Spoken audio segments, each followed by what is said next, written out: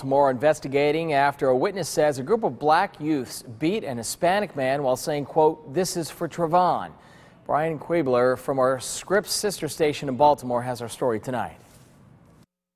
Baltimore City police detectives haven't exactly connected the two, this assault and the verdict in the Trayvon Martin case, but social media is beginning to fill in those gaps, and people who live here are beginning to react. It happened here at the corner of North Streeper and Fairmont. Baltimore police say a group of young black males assaulted a Hispanic male Sunday night. The location is irrelevant. Even the assault is not normally newsworthy, but it's what they may have said that has police and residents unsettled.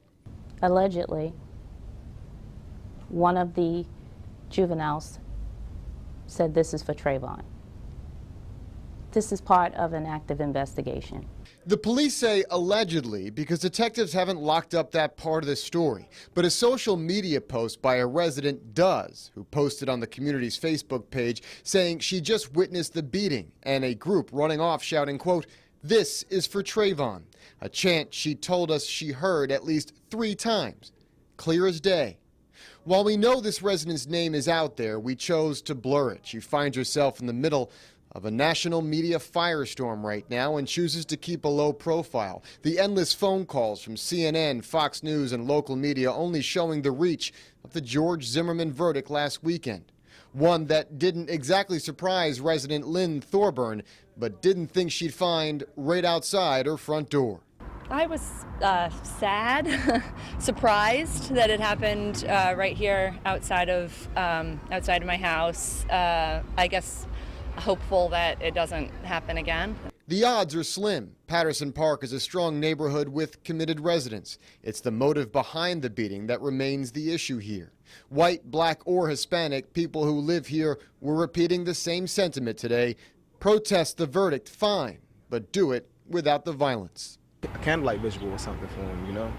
But beating on another race is because that race did something to another race is completely wrong to me.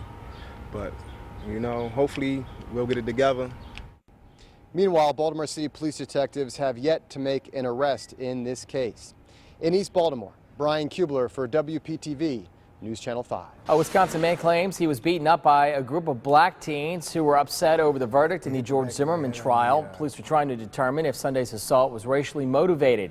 The victim says one of the teens got into his face and said this was for Trayvon Martin and then punched him.